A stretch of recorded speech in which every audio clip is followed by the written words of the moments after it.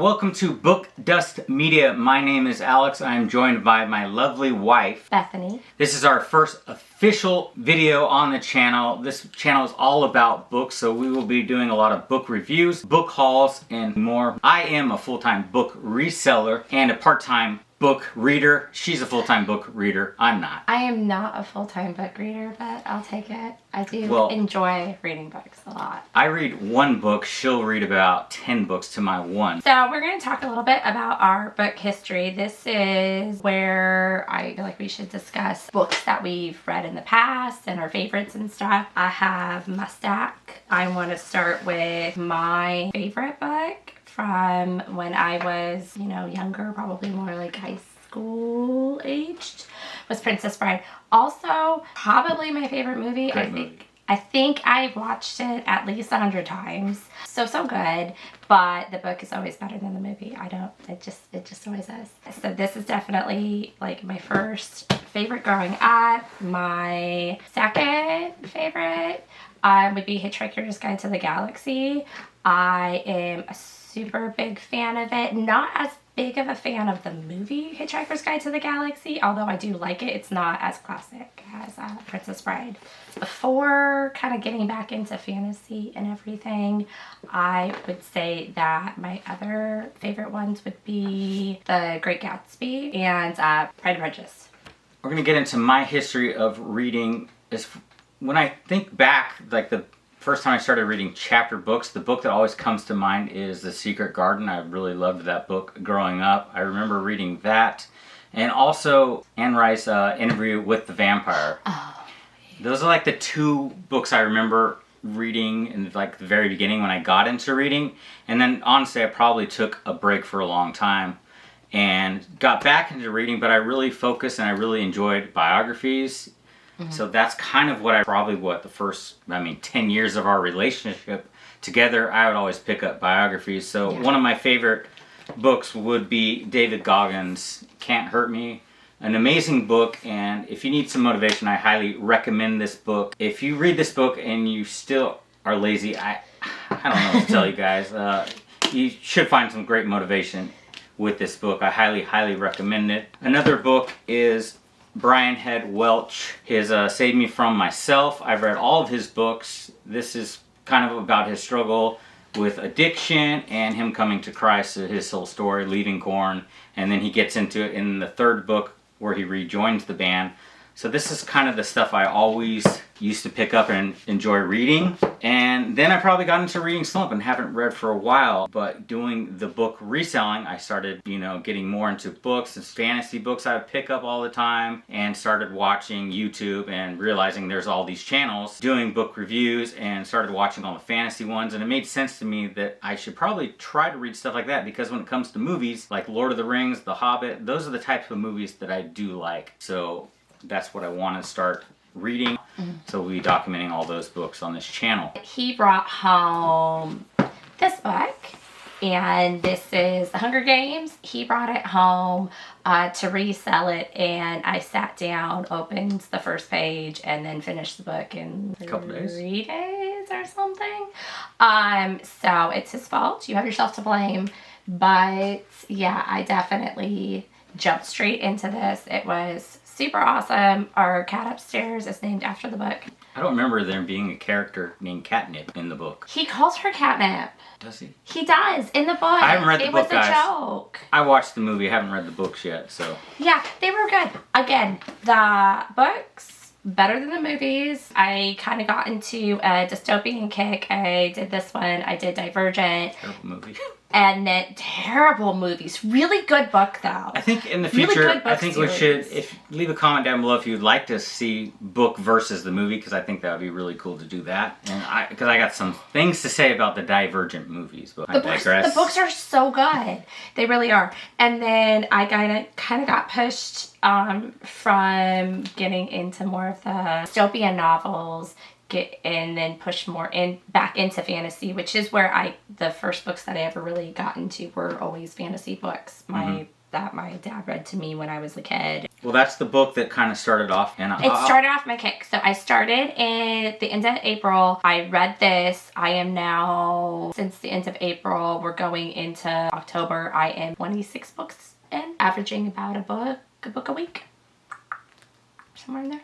I got a book a month here.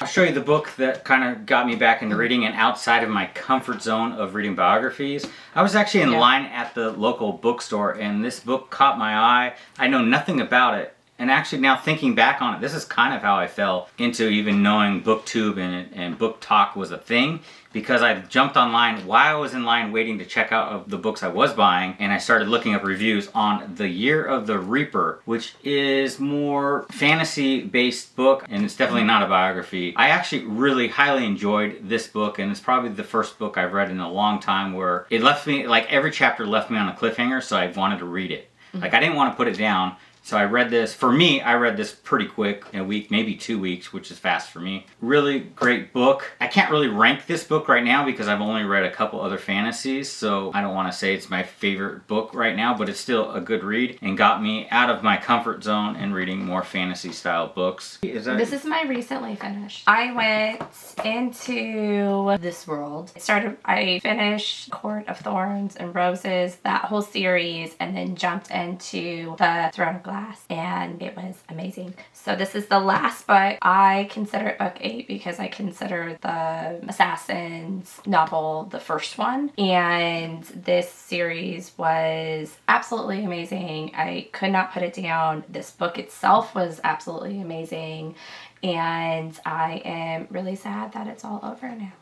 I'm so sad. Are we going to give them book rants or book reviews on this series? I feel like they're going to be book rants. Maybe we won't do reviews, just book rants. Nerd rants. She nerd rants to me, and I'm not reading the books. I have no idea what she's talking about. So she needs people to talk to. So please hit that subscribe button, leave a comment. It was down so below. good. Give her someone to talk to. Because I don't know what she's talking about. I can't imagine.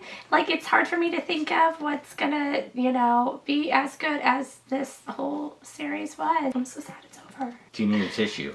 I kind of do. It was so good. It was so good. To the last page, to the very end.